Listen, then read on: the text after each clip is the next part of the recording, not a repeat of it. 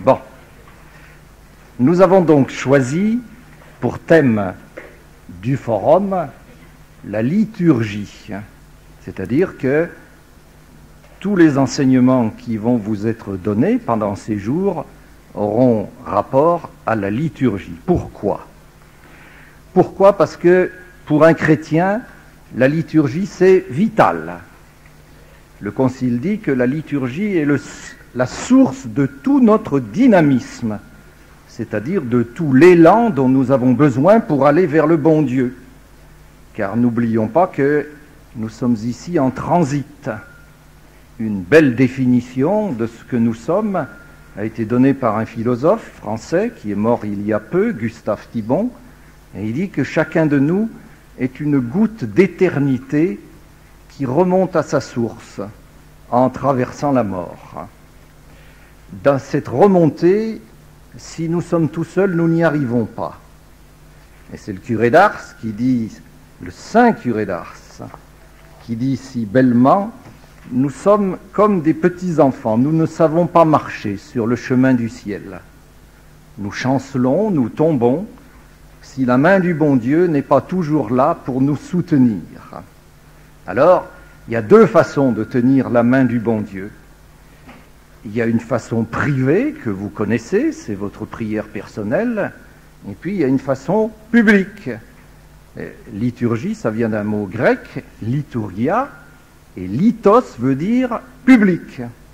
Un fonctionnaire public, en Grèce, c'était un liturge. Donc, il y a votre prière personnelle et il y a la prière que vous faites ensemble, que nous faisons ensemble en Église. C'est ça la liturgie. Il y a une prière privée, une prière publique. Et que nous faisons en principe nombreux. La liturgie se célèbre. Et célèbre, la célébration vient d'un adverbe latin, célébere, qui veut dire la multitude, le nombre. Vous voyez ? Donc vous voyez bien la différence. Vous tenez la main du bon Dieu de deux façons, et il ne faut pas choisir, il faut le faire des deux côtés. Le Concile dit, le chrétien est certes appelé à prier en commun, à célébrer en multitude avec ses frères, mais il doit aussi prier le Père dans le secret. L'important, c'est de tenir la main du bon Dieu et de ne pas la lâcher. Alors, concrètement, la liturgie, c'est la liturgie sacramentelle. Et au premier rang, la liturgie de la messe, le sacrement des sacrements, le grand sacrement. Et c'est de ça que moi, je vais vous parler au début. Ensuite, vous aurez un enseignement sur la parole de Dieu. Ensuite, vous aurez un enseignement sur les psaumes, où on vous parlera de la deuxième liturgie de l'Église, qui est la liturgie des heures. Cette récitation qu'on fait tous ensemble en scandant les différents moments de la journée, et qui n'est pas, à l'inverse de ce qu'on croit, réservée aux moines et aux moniales. Dans notre diocèse, à Toulouse, notre archevêque, le jour de Pâques, a célébré les vêpres solennelles. Il a fait ça à 17h l'après-midi. Et il y avait notamment 300 prêtres et prêtres religieux et religieuses du diocèse, en grand uniforme. C'était splendide. Et il répondait au désir de Jean-Paul II, qui dit dans ce magnifique, sa dernière publication, que vous avez tous, et si vous ne l'avez pas, vous l'achèterez, avance au large, on appelle ça l'entrée dans le 3e millénaire. Tout ce qu'il y dit est splendide. Et il dit notamment, la récitation des laudes et des vêpres est peut-être envisageable plus qu'on ne le croit habituellement. Ici, nous allons avoir la chance de réciter les vêpres. Et nous ferons un acte liturgique. Ce soir, nous réciterons les complis et nous poserons ensemble un acte liturgique. Voilà. Le but de ce que je vais vous dire maintenant, c'est sûrement pas de faire de vous des savants. Ça, c'est sans intérêt. C'est de vous permettre de... Je vais vous raconter une histoire. On est dans le temps après Pâques. Alors il y a un évangile où on nous raconte comment Jésus vient, alors que toutes les portes sont fermées, il arrive et il dit à ses apôtres, la paix soit avec vous.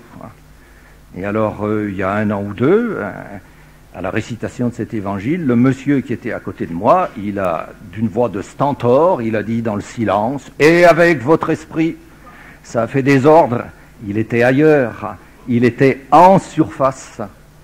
Vous voyez? Et nous sommes tous guettés par ça. On est trop habitués. Donc il faut rentrer dans nos rites et pour ça mieux les comprendre et donc les rendre plus féconds. Donc le désir que nous avons, ça n'est pas de faire de vous des plus savants, mais des plus comblés de grâce. Si on a à définir la liturgie, on va dire que la liturgie eucharistique, c'est la rencontre entre Dieu et son peuple. Au passage, le peuple, ça s'appelle laos en grec, d'où nous venons, nous les laïcs. C'est la rencontre entre Dieu et les laïcs. Alors tout de suite une difficulté. C'est que ce Dieu à la rencontre duquel nous allons, comme c'est un pur esprit, il est invisible. Alors, dans sa grande sagesse, la liturgie, pour parer à la difficulté, use de symboles. Qu'est-ce que le symbole? C'est une fenêtre ouverte sur l'invisible, quelque chose qui nous conduit à l'invisible. Et nous en avons besoin pour être conduits à Dieu. Nous sommes des êtres charnières, si vous voulez. Nous appartenons à la fois, par notre corps, à l'univers visible, et par notre âme, à l'univers invisible. Vous savez, on récite dans le credo, créateur de l'univers visible et invisible. Nous appartenons aux deux. Et donc, c'est par le visible que nous accédons à l'invisible, d'où le symbole. Seulement voilà, notre temps a de grosses difficultés à traverser le symbole. Pourquoi? Parce qu'il ne croit pas à l'invisible. Il ne croit pas que l'invisible existe. Exemple, la reine Fabiola enterre son bien-aimé roi Baudouin et elle est habillée tout en blanc. Et les gens se disent « Oh, quelle femme courageuse qui surmonte sa douleur !» Et non, nous chrétiens, nous disons « Quelle femme douloureuse qui affirme sa foi en la vie après la vie !» Parce que le blanc, c'est ça. C'est la couleur liturgique de la résurrection. C'est la couleur liturgique de ceux qui sont au ciel, de nos défunts. Je le lis dans l'Apocalypse, une foule immense, debout devant le trône, vêtue de robes blanches. Au matin de Pâques, l'ange avait l'aspect de l'éclair et sa robe était blanche, comme la neige. Jésus, sur le Tabor, ses vêtements devinrent blancs comme la lumière. Le blanc, c'est la couleur de ceux qui touchent à Dieu. Et nous sommes, nous, dans le temps de Pâques, et nous allons célébrer, toutes nos célébrations vont être faites avec des vêtements liturgiques blancs. L'autre couleur liturgique, qui est le plus communément utilisée, c'est le vert. C'est la couleur du temps ordinaire. Il y a 34 dimanches dans l'année qui sont des dimanches du temps ordinaire. Alors vous dites, le vert, c'est la couleur de l'espérance. Oui, mais non. Le vert liturgique, c'est le symbole d'autre chose. Et pour y accéder, il faut se souvenir, le temps ordinaire commence quand? Le temps ordinaire commence au baptême de Jésus. Il y a Noël, un petit peu de temps, Jésus est baptisé dans le Jourdain. C'en est fini du temps de Noël. On quitte les vêtements blancs, nous rentrons dans le temps ordinaire et nous nous habillons en vert. Le temps ordinaire reprend à la Pentecôte. C'est la Pentecôte, c'est la fin du temps pascal et nous nous habillons de nouveau en vert. Pourquoi ? parce que l'Esprit est là. Vous voyez bien que le temps ordinaire est inscrit entre deux Pentecôtes. C'est le temps de la germination en nous sous l'action de l'Esprit. C'est un ver écolo spirituel. Quand vous voyez ce ver, dites-vous que vous êtes en train de germer. Mon Dieu que c'est beau. Vous êtes en train de germer. Voilà le symbole.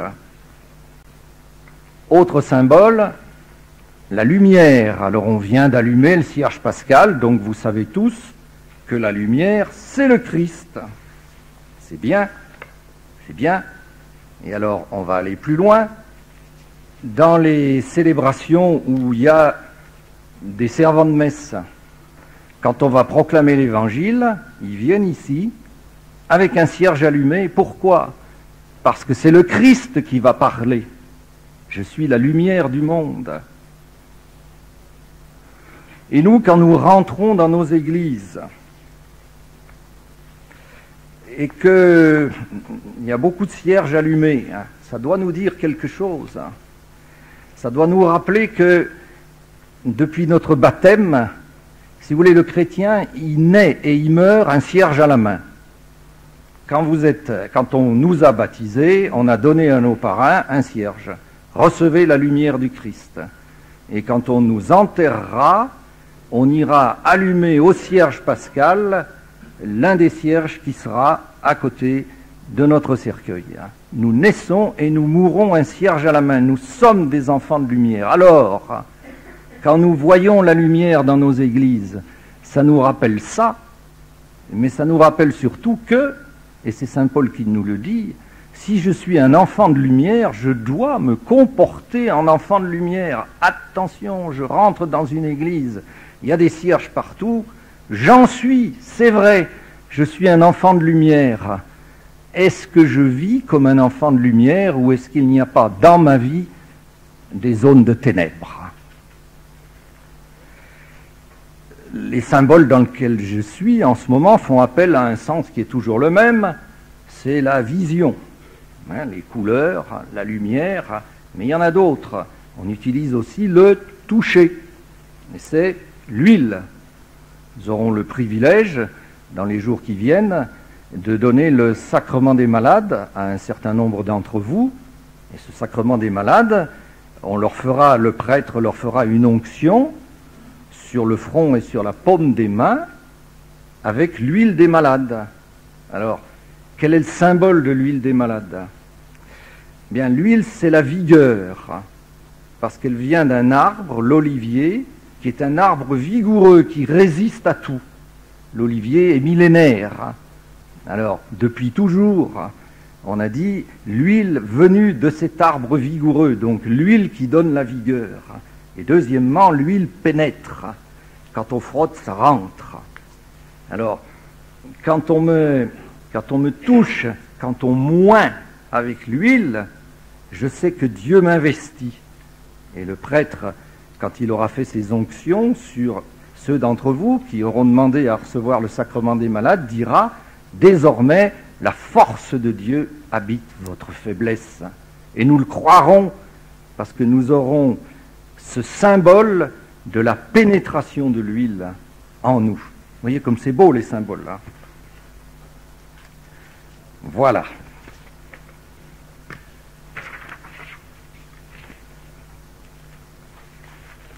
Donc ça nous aide à aller vers l'invisible.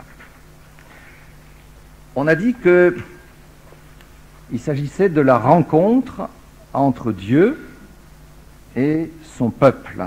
Alors tout de suite, je veux dire ici, entre Dieu et tout son peuple, entre Dieu et toute l'Église.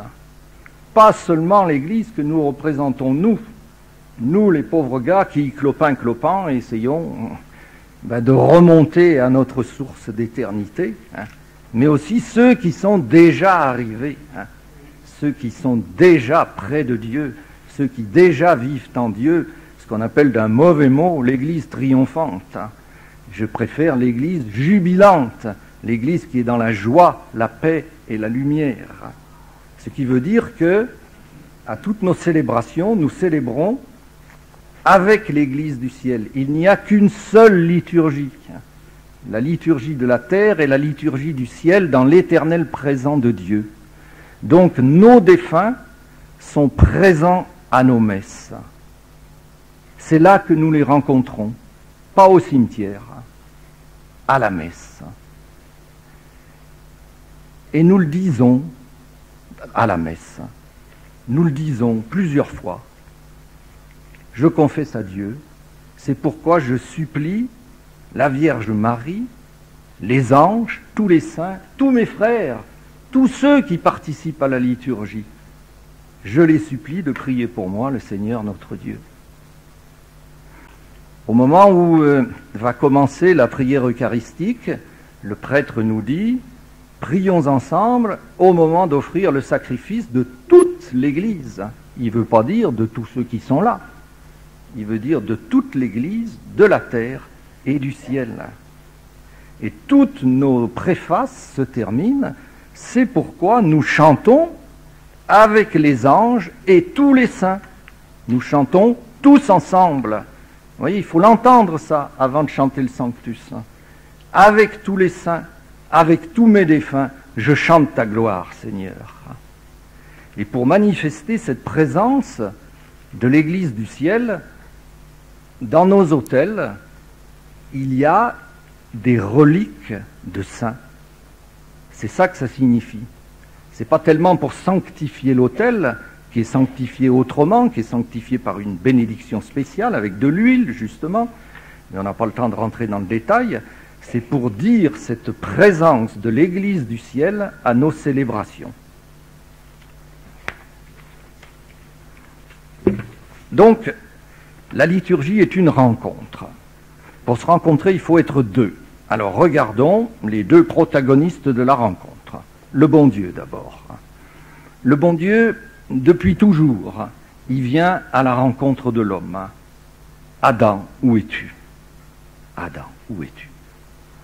Pendant l'Exode, pendant la marche vers la terre promise, et c'est notre statut à nous, nous sommes en chemin vers la terre promise, comme les Hébreux, nous pérégrinons.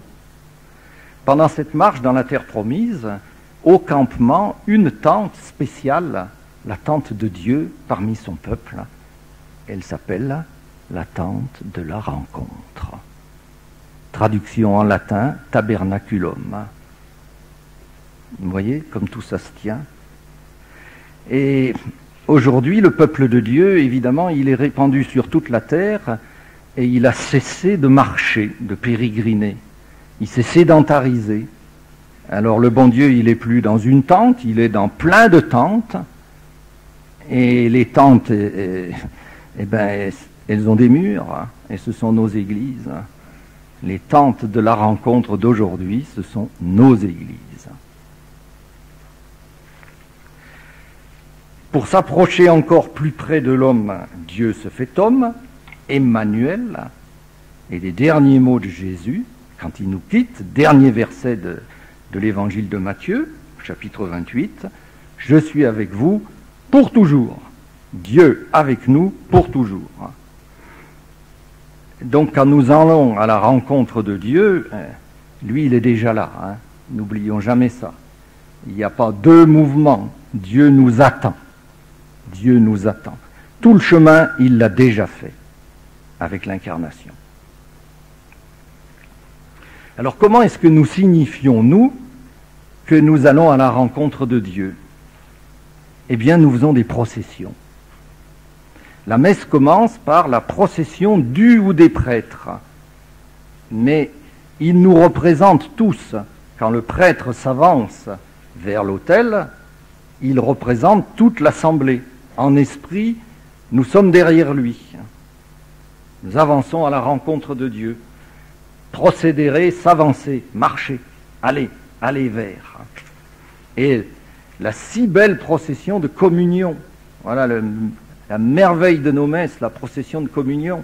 Et c'est pour ça que tous ceux d'entre vous qui s'occupent de liturgie, je vous en supplie, donnez des indications claires pour que les gens puissent habiter cette procession qu'ils font et qu'ils ne sachent pas en disant, mon Dieu, est-ce que je vais pouvoir trouver de la place? C'est à moi, c'est pas à moi. Ça, c'est dramatique. Je vais vers toi, Seigneur, maintenant. Je vais à ta rencontre et je vais te recevoir. Voilà l'expression physique de la rencontre. Nous le disons, notre désir de rencontrer Dieu. Ah, c'est dommage qu'on soit pressé par le temps parce que je vous ferai chercher. Et alors, ayant cherché et pas trouvé, vous goûteriez mieux. Quand est-ce qu'on dit qu'on va à la rencontre de Dieu? Eh bien, le dialogue avant la préface. Sursum corda, élevons notre cœur. Vous savez, Dieu, il est à l'autel.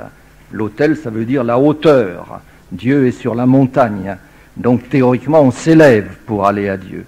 Élevons notre cœur, sursum corda. Et nous répondons, nous le tournons vers le Seigneur. Oui, nous avons le désir de monter vers Dieu. Vous voyez, cette expression de l'Assemblée qui est son élan spirituel pour aller vers Dieu. Elle affirme son désir de rencontrer Dieu.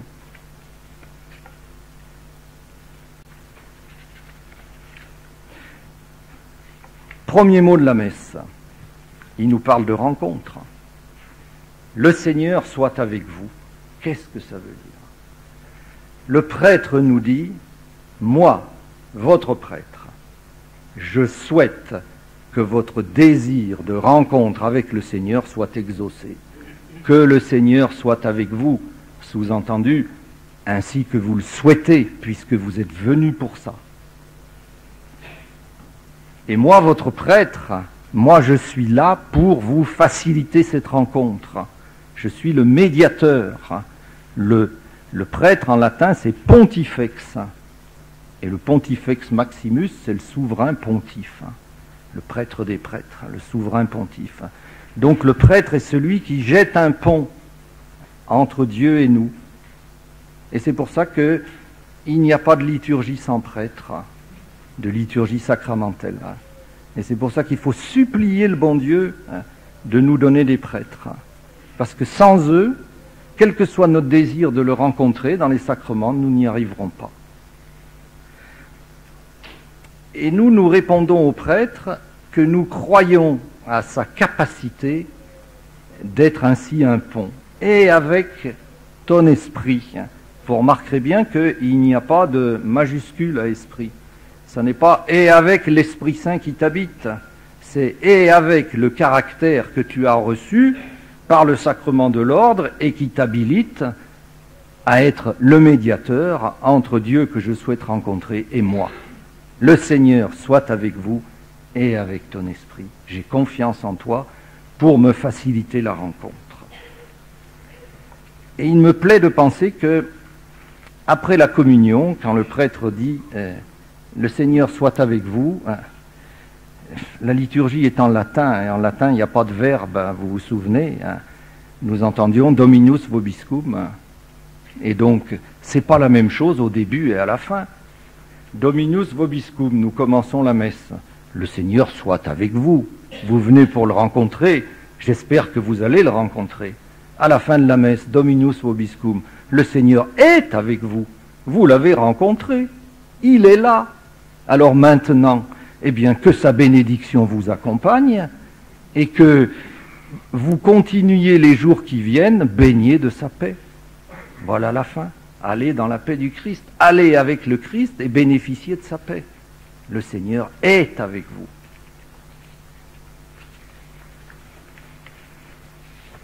Pourquoi est-ce qu'on va à la rencontre de Dieu? C'est une bonne question. Pourquoi? Pour célébrer l'alliance. Nous faisons ce que, depuis des millénaires, le peuple de Dieu fait. 3250 ans exactement. Ça compte. Vous voyez, nous ne sommes pas maîtres de la liturgie, parce que la liturgie nous vient du fond des temps. Nous faisons, nous, ce que les Hébreux ont fait au Sinaï, dans la grande liturgie originelle, qui a fait d'Israël le peuple de Dieu, quand il a accepté d'entrer en alliance avec Dieu. Alors, comment ça s'est passé? Vous trouvez ça au livre de l'Exode, chapitre 24, versets 4 à 8. Exode 24, versets 4 à 8. Vous allez retrouver les grandes lignes de notre messe d'aujourd'hui. Premièrement, Moïse bâtit un autel. Deuxièmement, on immole de jeunes taureaux en sacrifice de communion. On va communier. Qu'est-ce que c'est qu'un sacrifice de communion dans l'Ancienne Alliance?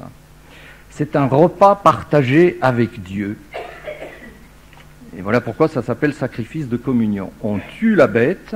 Nous allons voir que une partie de la bête est destinée à Dieu. C'est la part de Dieu. Et le reste, on le mange. On le mange. Tandis que Dieu mange sa part. Nous communions au même repas. Or, nos messes sont des repas. La preuve, c'est que sur l'autel, il y a une nappe.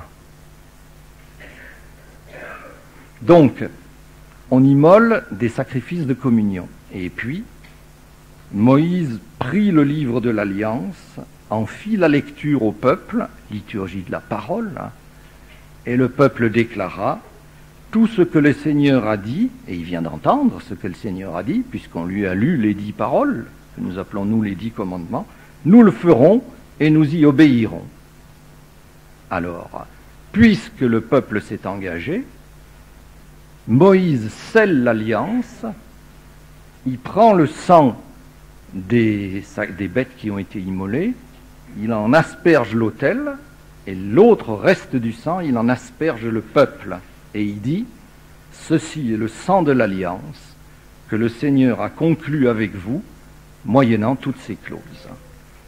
Et vous entendez, ceci est le sang de l'alliance nouvelle et définitive. C'était en 1250 avant Jésus-Christ. Ancienne alliance. Nouvelle alliance. Jésus ne va pas innover. Je ne suis pas venu abolir, je suis venu accomplir. Nous avons entendu hier le si bel évangile des disciples d'Emmaüs. C'est une messe. Premier épisode, Jésus enseigne sur la route, liturgie de la parole. Deuxième épisode, à table, Jésus partage le pain, liturgie eucharistique. Et puis troisième épisode, allez, y retourne, transformé, ressuscité. Ça devrait être comme ça. Quand nous repartons de nos messes, nous devrions repartir différents de ce que nous étions quand nous sommes entrés.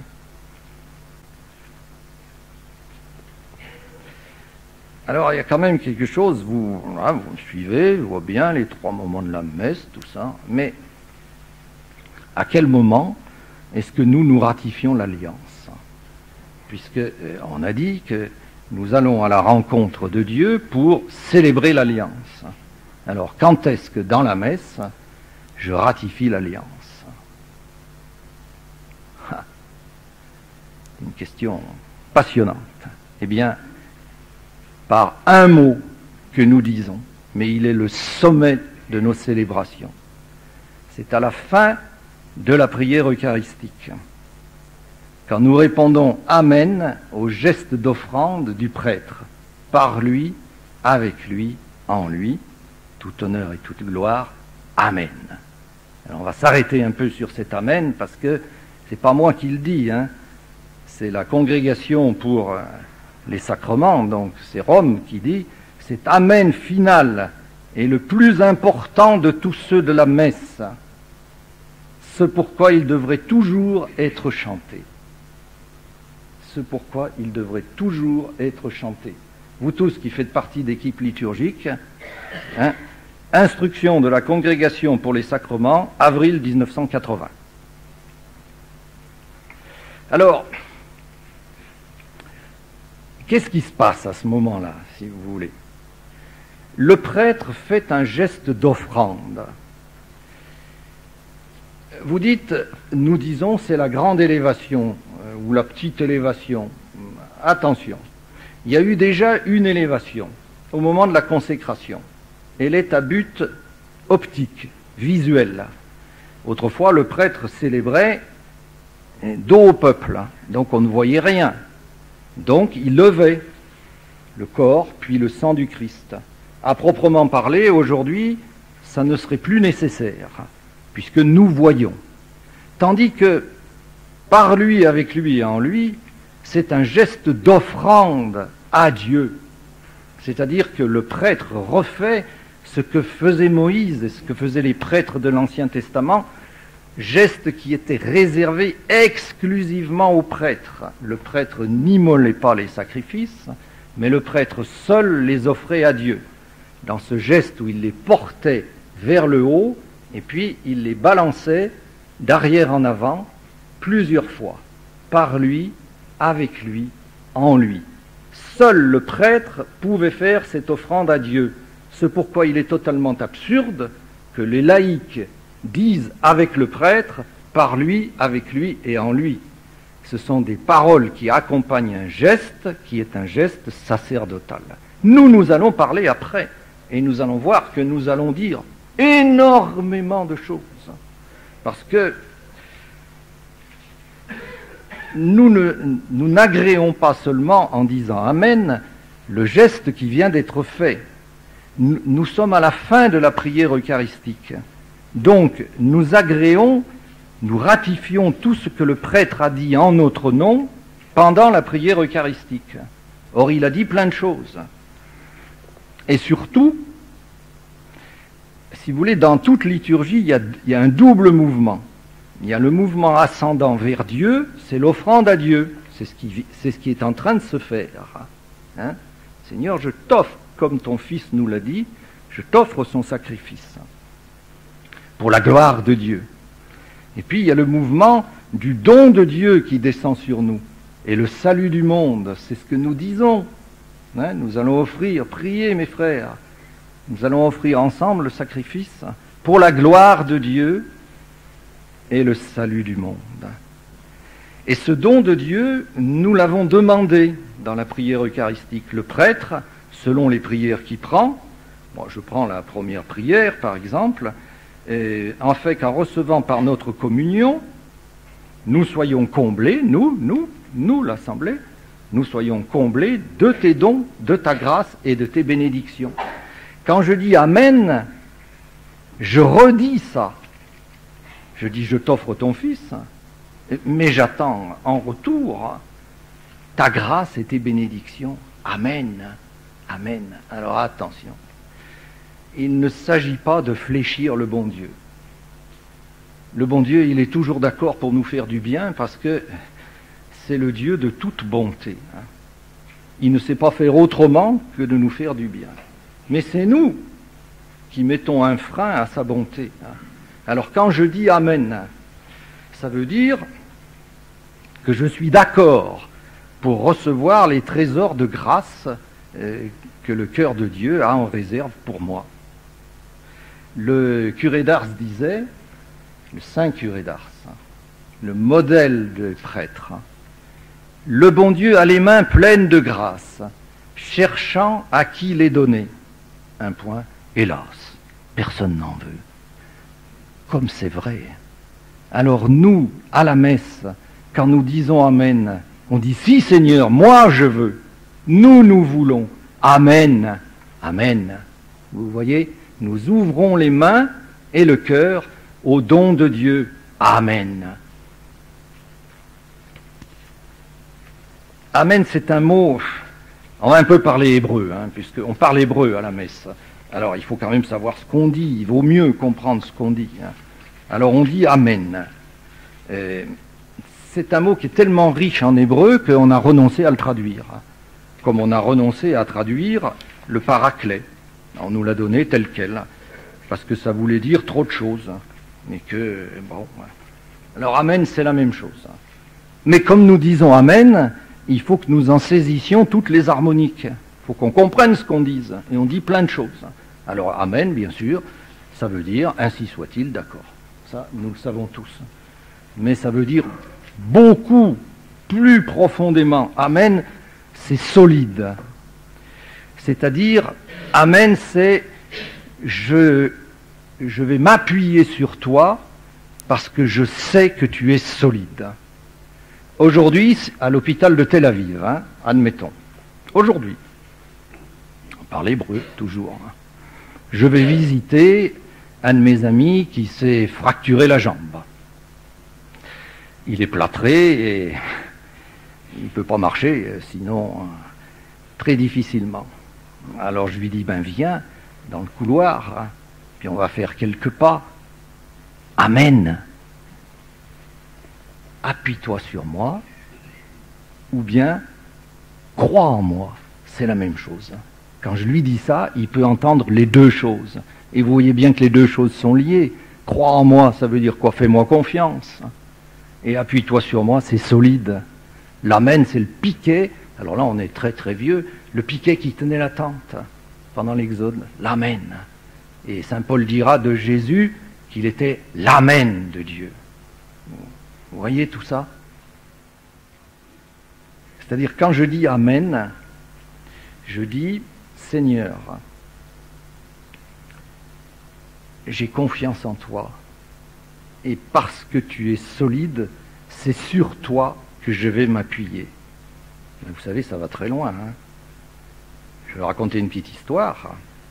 Vous la trouverez dans Isaïe, au chapitre 7, verset 9.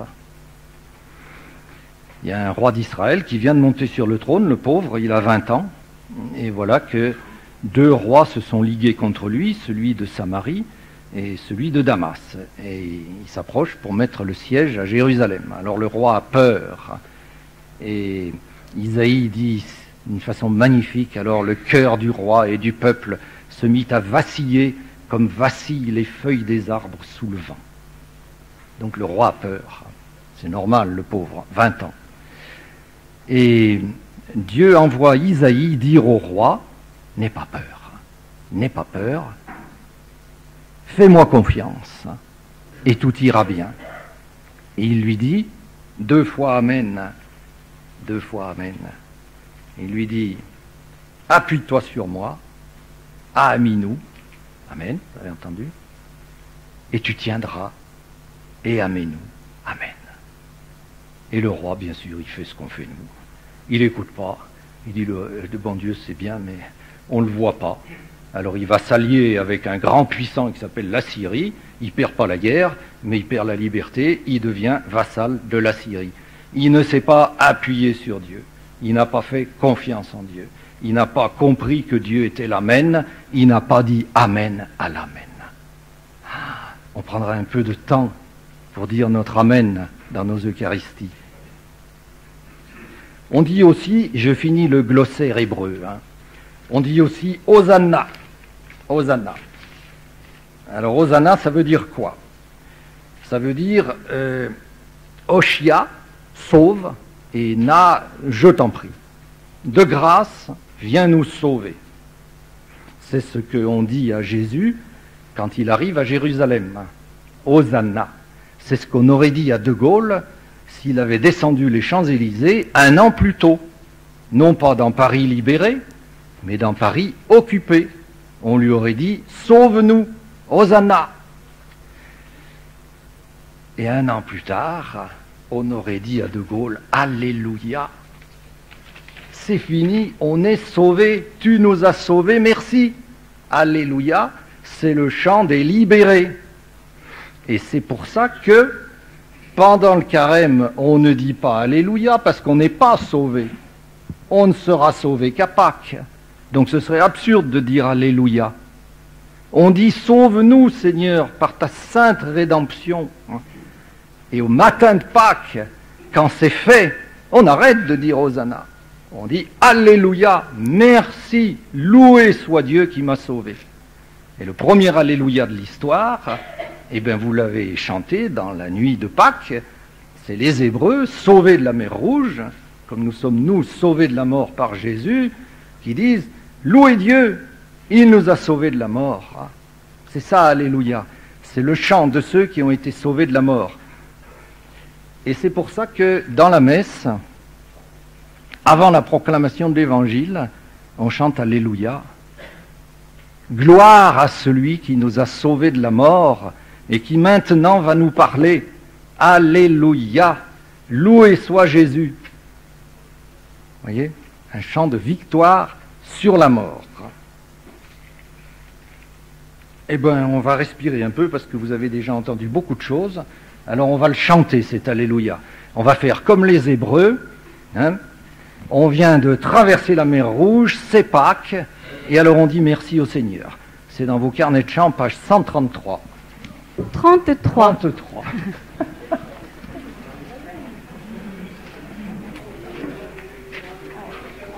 On chante debout, hein. On est sauvés. Hein. Chantez au Seigneur, car il s'est couvert de gloire. Cheval et cavalier, la mer les a engloutis. Chantez au Seigneur, car il s'est couvert de gloire. Le Seigneur est roi, en lui je me glorifie. Le Seigneur est ma force et mon chant. De la mort, c'est lui qui m'a délivré. Sa main droite a écrasé l'ennemi. Comme une pierre, ils sont tombés. Chantez au Seigneur, car il s'est couvert de gloire. Cheval et cavalier, la mer les a engloutis. Chantez au Seigneur, car il s'est couvert de gloire. Le Seigneur est roi, en lui je me glorifie. On a dit Amen. On a ratifié l'alliance. C'est bien, mais ça nous engage. Ça nous engage à quoi? Ben, souvenez-vous, les Hébreux, hein, dans le désert, au pied du Sinaï, tout ce que le Seigneur a dit, nous le ferons. Et nous disons la même chose, parce que tout de suite après, nous récitons le Notre Père, que ta volonté soit faite. Vous voyez la logique? Seulement on va trop vite.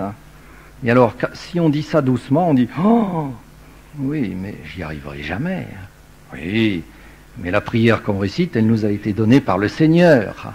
Que ta volonté soit faite. Et aussitôt, sans reprendre notre respiration, nous ajoutons « Donne-nous aujourd'hui le pain dont nous avons besoin pour faire ta volonté. » Alors nous pourrons, sinon nous ne pourrons pas. C'est ça l'alliance. Moi, je suis d'accord pour faire ça. Et toi, tu vas me donner la grâce dont j'ai besoin pour le faire. Vous vous souviendrez que liturgie rime avec énergie. Mais c'est vrai, hein. On a parlé du premier mot grec qui voulait dire public, et puis dedans, vous avez énergie, ergon, la force, la puissance, c'est même une unité. S'il y a des ingénieurs parmi nous, ils se souviennent de ça. C'est une unité de puissance ou de travail, l'ergue.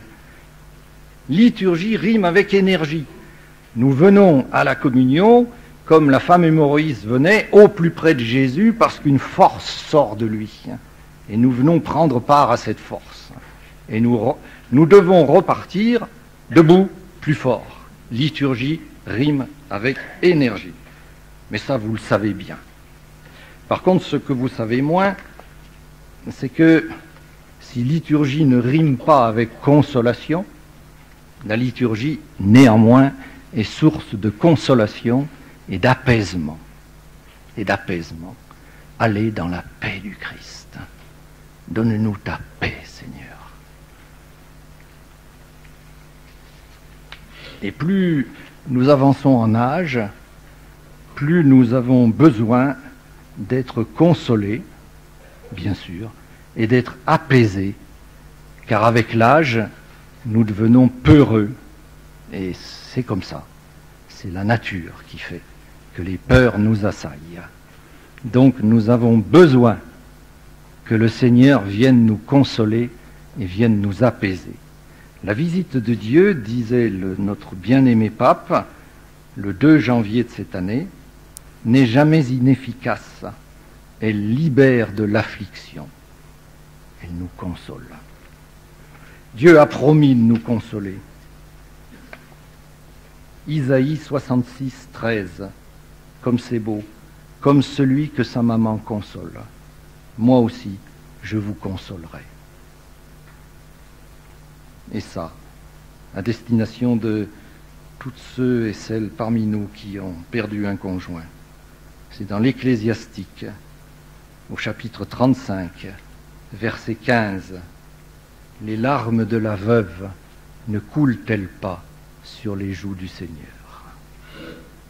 Les larmes de la veuve ne coulent-elles pas sur les joues du Seigneur? Il y a quelques années, nous étions allés faire du babysitting chez nos enfants. Et oui, c'est assez courant, n'est-ce pas? Donc je suis sûr, en prenant cet exemple, que vous allez me suivre. Et j'ai compris qu'après, moi, elle m'a sauté dans les bras, elle a mis sa tête ici, comme un petit oiseau qui se blottit, et elle m'a dit, maintenant, c'est toi, mon papa. Eh bien, la messe, c'est ça. Nous allons, dans la confiance, blottir notre cœur contre le cœur de Dieu. Et puis on va... Celui que nous venons d'appeler papa, hein, notre Père, papa en hébreu, n'oubliez pas. Hein, si vous allez en Israël en ce moment, ce qu'à Dieu ne plaise, mais quand la paix sera revenue, que vous allez à la sortie d'une école, vous entendez Abba, Abba, Abba. Hein. Ils ne disent pas notre Père, ils disent papa. Nous on dit papa aussi. Donc blottissons notre cœur contre le cœur de celui que nous appelons papa. Et devant lui, apaisons notre cœur. On va lui dire tout simplement, il les connaît, mais on va les lui dire, nos chagrins, nos souffrances, nos peurs pour l'avenir de nos enfants, de nos petits-enfants, notre angoisse devant la mort, nos regrets, j'aurais dû, si j'avais su, j'ai pas pu, tout ça. On le dit après le Notre Père, hein, mais il faut le dire comme je le dis. Hein. On dit, délivre-nous de tout mal, Seigneur. Délivre-nous de ce qui nous fait mal. Rassure-nous devant les épreuves. Rassure-nous, Seigneur. Et vous allez écouter la réponse du bon Dieu. À vous qui avez peur, Isaïe 43, verset 5. Tu as du prix à mes yeux, moi je t'aime, n'aie pas peur, je suis avec toi, n'aie pas peur. À vous qui avez peur de mourir tout seul, écoutez le Seigneur vous dire, si le monde t'abandonne, moi je prendrai le relais. Quand mon fils a été abandonné de tous, alors je lui ai envoyé un ange. Ce que j'ai fait pour lui, je le ferai pour toi. Non, tu ne mourras pas tout seul. Je serai avec toi. Tu t'appuieras sur moi, sur l'Amen, et ensemble, nous traverserons ta mort, ensemble.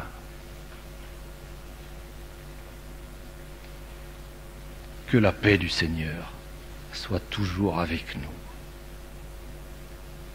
Alors, à notre tour, quand nous aurons été consolés, apaisés, alors nous irons consoler les autres. Dans la première épître aux Corinthiens, chapitre versets 3 et 4, « Béni soit le Dieu de toute consolation, qui nous console, afin que par la consolation que nous recevons de lui, nous puissions consoler les autres. » Et vous savez que dans notre monde d'aujourd'hui, ceux qui ont besoin d'être consolés, ceux qui ont besoin d'être apaisés, c'est une multitude. C'est une multitude. Le Seigneur nous inspirera les gestes, les paroles, les silences, le courage d'aller au-devant. Consolés par Dieu, nous deviendrons consolateurs.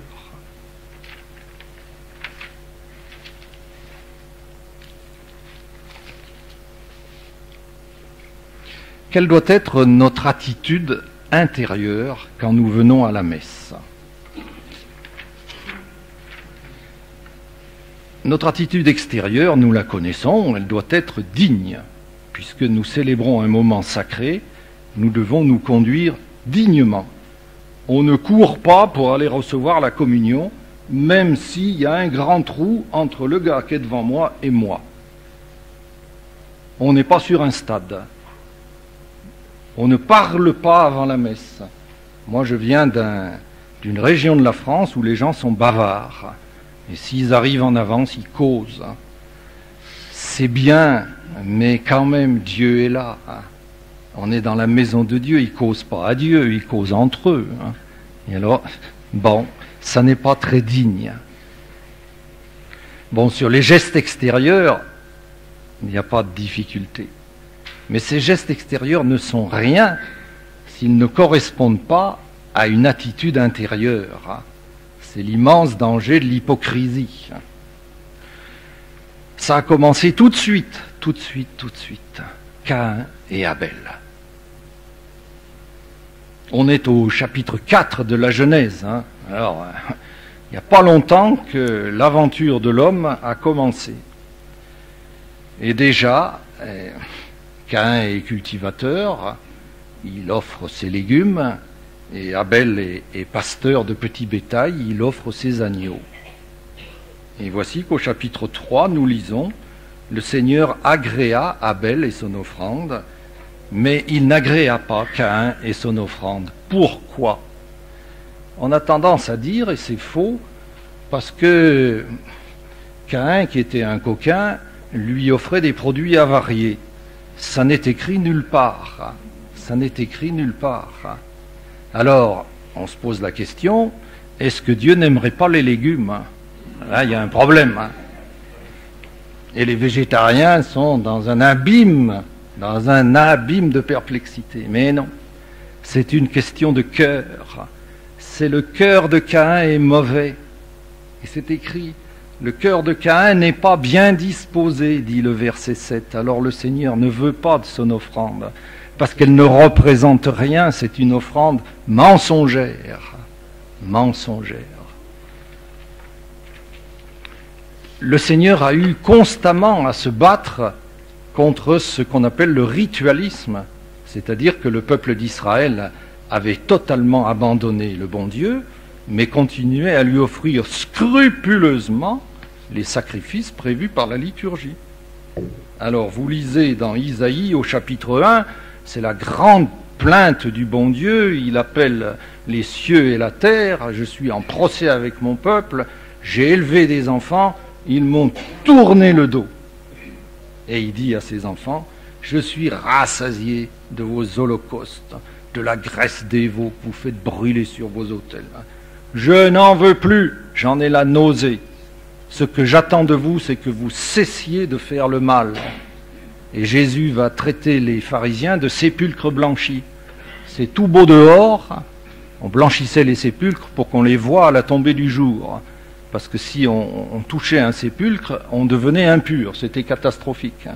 Donc on blanchissait le sépulcre, c'était un peu un signal de la voirie, si vous voulez. Et alors il leur dit, vous êtes des sépulcres blanchis parce que dehors c'est tout blanc, mais dedans, alors c'est tout pourri. Le danger qui nous guette, c'est pas ça. C'est pas d'être tout pourri dedans, encore que. Bon. Mais c'est d'être trop habitué. On est blasé, on est indifférent, on n'attend plus rien. On l'a fait tellement de fois, et à notre âge, comprenez ? À combien de messes avons-nous assisté depuis que nous sommes sur terre? Nous n'avons plus de désir, nous n'attendons plus rien. Alors c'est terrible, parce que c'est Sainte Thérèse, je ne sais plus laquelle, d'Avila ou la petite Thérèse, qui dit, c'est vrai, on obtient de Dieu autant qu'on en désire. Si on n'en désire rien, on n'en obtiendra rien. Si on n'en désire rien, on n'en obtiendra rien. C'est pour ça que je dis Amen, pour manifester mon désir, et un Amen que j'habite. Donc si nous sommes indifférents, c'est extrêmement dangereux. L'année du jubilé, le pape a fait le chemin de croix au Colisée, c'est lui qui l'a rédigé, c'est magnifique. Et à la 12e station, Jésus meurt sur la croix. Voilà ce qu'on lit dans la prière du pape.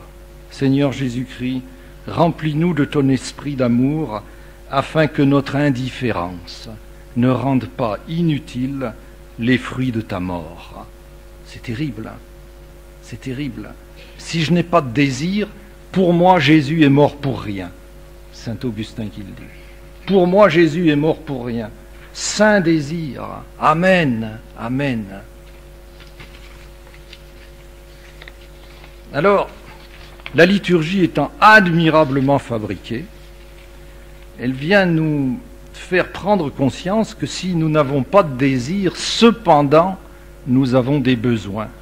Si nous sommes sans désir, nous ne sommes pourtant pas sans besoin.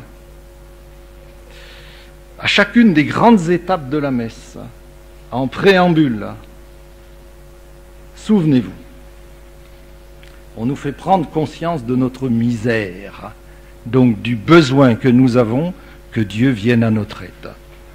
Préambule à la liturgie de la parole, par laquelle commence la messe. Bon, on commence à réciter le Je confesse à Dieu. On se prépare en reconnaissant que nous sommes pécheurs. Oui, j'ai péché. Oui, j'ai vraiment péché. Oui, j'ai vraiment péché. Après, Seigneur, prends pitié du pécheur que je suis. Attention, attention. Pitié est un mot très fort. Nous l'avons vidé de sa substance. Pitié. Le psaume 50. Miserere. C'est ça, miserere. Vous savez ce que c'est dans le langage courant? Miserere, les coliques du miserere. Ce sont les douleurs effroyables de l'occlusion intestinale. Miserere, pitié. Oh là là, on n'en est pas là quand on récite le Kyrie. C'est dommage, parce que c'est ça que ça veut dire. Pitié. Quand David récite le psaume 50, pitié pour moi, j'ai fait une énorme bêtise. J'ai fait une énorme bêtise, j'ai pris la femme d'un gars que j'ai fait tuer. Et alors il a peur que le bon Dieu le chasse. Ne me chasse pas loin de ta face, ne me reprends pas ton Esprit Saint, c'est-à-dire ne me chasse pas du trône de royauté comme tu as chassé mon prédécesseur Saül. Vous voyez l'enjeu, c'est vital. Pitié, Seigneur, je suis dans un grand péril, mais nous aussi nous sommes en grand péril, parce que sans Dieu, nous ne pouvons rien faire. C'est Jésus qui nous l'a dit, Jean 15, 5.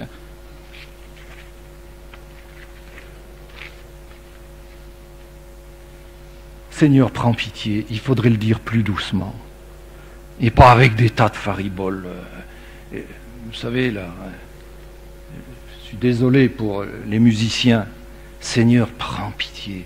Ça se pense, ça se dit avec profondeur. Seigneur, du pécheur que je suis, prends pitié, prends pitié. Et le disant, nous savons qu'il nous prend pitié, c'est ça qui est beau. David, il dit, tout de suite, pitié pour moi, mon Dieu, dans ta tendresse. Tout de suite, les deux vont de pair. Je suis un pauvre, mais tu souhaites m'enrichir. Préambule à la liturgie eucharistique, deuxième partie de la messe. Ça, c'est beau, et le prêtre souvent le dit à voix basse, et c'est dommage. Il dit, humbles et pauvres, nous te supplions, Seigneur, accueille-nous. Voilà. Voilà la véritable attitude, c'est l'humilité et la pauvreté. La pauvreté de celui qui sent qu'il a besoin d'être enrichi. Et après, préambule à la communion, agneau de Dieu, prends pitié de nous, prends pitié de nous. On le redit, voyez-vous combien de fois on le dit, et posez-vous la question, combien de fois est-ce que j'y pense en le disant? Que cette communion me donne la guérison, dit le prêtre, avant de communier lui-même. Mais là aussi, il est rare qu'il le dise à haute voix, que cette communion me donne la guérison. Oui, Seigneur, je suis malade, j'ai besoin d'être guéri. Je ne suis pas digne de te recevoir. Dis seulement une parole et je serai guéri. Seigneur, je suis malade, j'ai besoin que tu me guérisses. Le curé d'Ars disait, et ça résume tout, l'homme est un pauvre qui a besoin de tout demander à Dieu. Qui a besoin de tout demander à Dieu. Si nous sommes sans désir, nous ne sommes pas sans besoin. Voyez-vous ? Alors, la disposition de cœur que nous avons à avoir, c'est d'être humble et pauvre. Bienheureux les pauvres, le royaume des cieux est à eux. C'est un présent, est à eux. Pourquoi? Parce que aux pauvres, Dieu peut se donner. Les pauvres, Dieu peut les rencontrer. Bienheureux les pauvres, parce qu'ils viennent les mains ouvertes, alors que le riche a les mains pleines de ses richesses à lui. Le pauvre vient les mains vides, et Dieu peut y faire couler sa vie.